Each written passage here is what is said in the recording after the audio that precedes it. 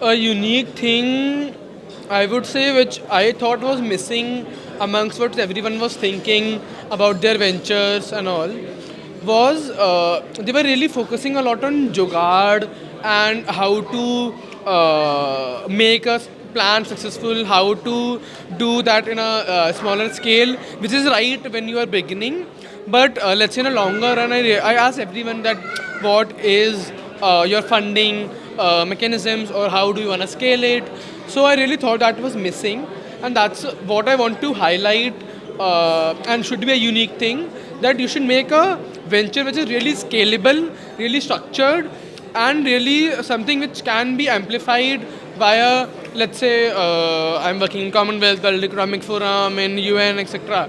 So these things can be really inculcated in the ventures, and also make it economically sustainable, because I have seen most of the movements die because they can't make a career out of it. At the end, you need to earn something to live your livelihood, and that's why everyone should, who is really passionate about this, should make it in a way that is economically sustainable, it's scalable, and also can get the adequate funding, or you can make a livelihood out of it. There are different ways you can do. Maybe whatever you are doing, you can charge something for it. Maybe you can make a business out of it, but make it something which can make you, which you can make a career out of it, out of the thing you are doing and you are passionate about, rather than doing it just for the social impact, which obviously is very important as well. That's really a nice question, where we have a dilemma ki who or which part of the development to focus on. But I think that we should merge both of them, as I am personally part of the venture funds in Grant Fund and with the CSR peeps, where I am personally investing money or fund or helping the to scale ventures. So let's say if you are an engineer who loves to make something or make some project, if you are making a water treatment plant, let's say which some of my friends are making, and they are raising millions of dollars as well. So you are balancing the economy, you are getting crores of money into your venture, you are making a livelihood, you are growing economically, and also you are focusing on an issue which is, let's say, water treatment of industries. Because in India there is a law that you cannot uh, throw away the wastewater of your industries in rivers directly without treating it. So you can make a solution for that program or for that problem, and then charge money for that, because there is a regulation for it. Or let's say you can make a disposable which is sustaining and which does not use bleach or something. So you are making sure that you are merging the economics and the development, and you're also making a career out of it. So a lot of solutions can be made for problems, and you can definitely make your career and maybe make some company out of it. I think it's not a trend anymore, because we have been seeing it for years and for decades now, and a trend is something which just goes away in 2 months, but we are seeing companies really built on sustainability. Let's say even big companies and conglomerates are now making sure that their products are sustainable.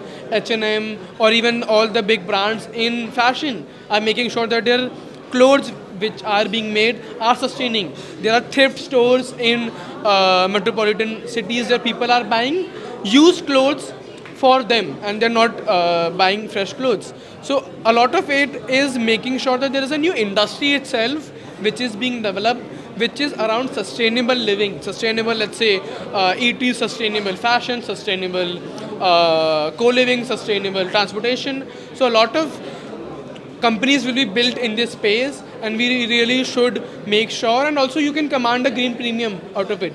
Most of these products are 20 to 30% expensive than a normal product, and people generally pay that much as well.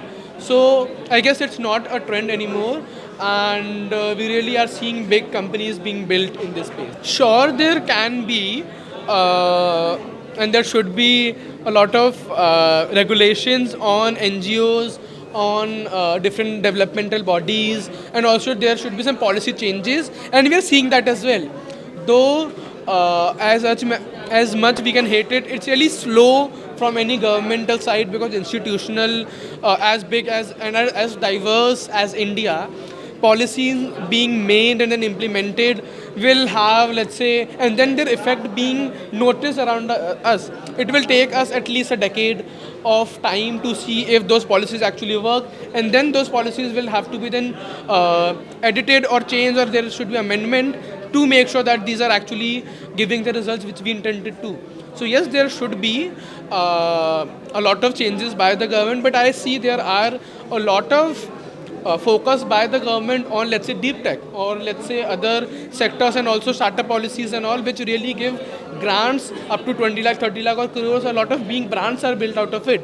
So I guess there are changes which the government are also making, but it's really difficult for the government as well to make sure that economics and the government, and there is a growth as well. We are a developing country. We are not, let's say, Europe, where we can modify a lot of things or amend which don't give us the growth rate which we intend to. We are per capita GDP is really less, so we need to focus more on development than the economics or the, let's say, the sustainability part.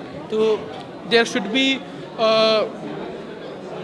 intersection between the both, and I guess the government is trying its best. Really glad to meet all the grassroots leaders. To be honest, I am from Delhi, so not really connected to the folks who are really changing or having an impact or implementing their ideas, saving elephants, saving turtles, saving forests, planting trees in Delhi, which I also mentioned in the panel, that we don't see that from our eyes. We don't experience the changes of climate except pollution, which I am facing in Delhi.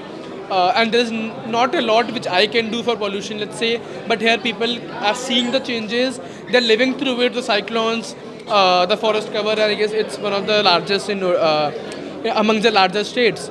So really glad to meet all of them, and would love to support the initiatives which they are taking.